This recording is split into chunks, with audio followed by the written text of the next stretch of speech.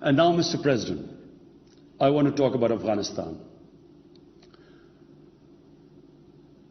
The current situation in Afghanistan, for some reason, Pakistan has been blamed for the turn of events by politicians in the United States and some politicians in Europe. From this platform, I want them all to know the country that suffered the most, apart from Afghanistan, was Pakistan when we joined the US war on terror after 9/11. 80,000 Pakistanis died. $150 billion was lost to our economy. There were 3.5 million internally displaced Pakistanis. And why did this happen? In the 80s, Pakistan was a frontline state in fighting against the occupation of Afghanistan. Pakistan and the United States trained mujahideen groups to fight for the liberation of Afghanistan. Amongst those mujahideen groups were Al-Qaeda, were various groups from all over the world. They were mujahideen, Afghan mujahideen.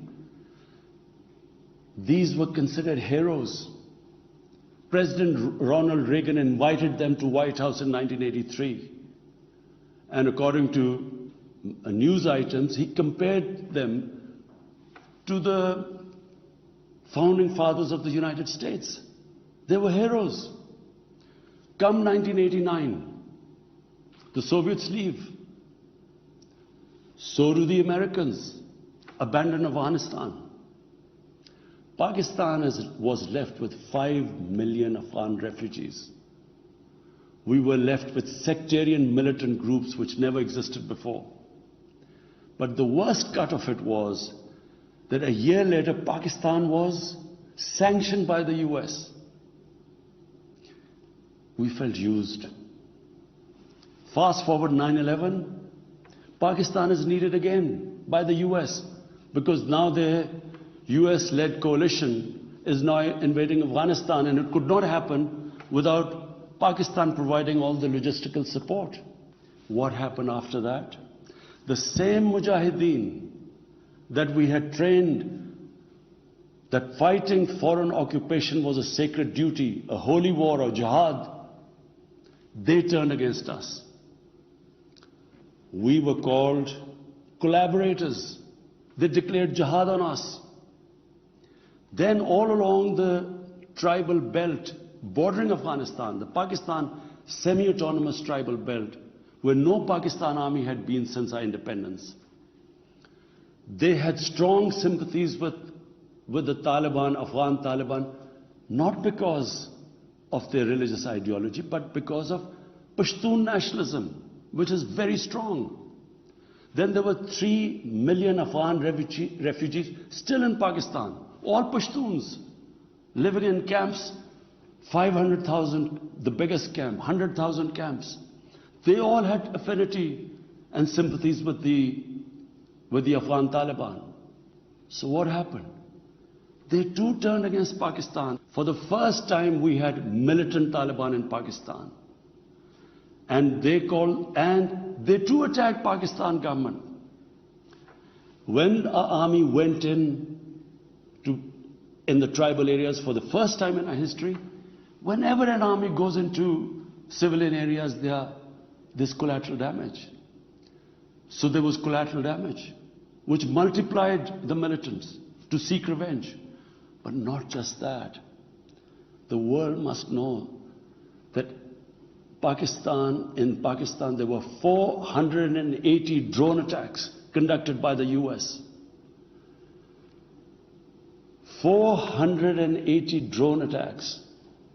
And we all know that drone attacks are not that precise. They cause more collateral damage than the militants they are targeting. So, who did the people whose relatives were being killed, who did they seek revenge? Against Pakistan. Between 2004 and 2014, there were 50 different militant groups attacking the state of Pakistan. At one point, People like us were worried that will we survive this? There were bombs going all over Pakistan. Our capital was like a fortress. Had it not been for one of the most disciplined army in the world and one of the best intelligence agencies in the world, I think Pakistan would have gone down. So when we hear this at the end, there's a lot of worry about in the US about taking care of the people who helped them, the interpreters and everyone who helped the US. What about us? The only reason we suffered so much was because we became an ally of the US, of the coalition in the war against Afghanistan, where there were attacks being conducted from Afghan soil into Pakistan. At least there should have been a word of appreciation. But rather than appreciation, imagine how we feel when we are blamed for the turn of events in Afghanistan. After 2006, it became apparent to everyone who understood Afghanistan's history that there would be no military solution in Afghanistan. I went to the US, I spoke to think tanks, I met at the time Senator Biden, Senator John Kerry, Senator Harry Reid. I tried to explain to them that there would not be any military solution and political settlement was the way to go forward. No one understood then. And unfortunately, in trying to force a military solution is where US went wrong. And if today,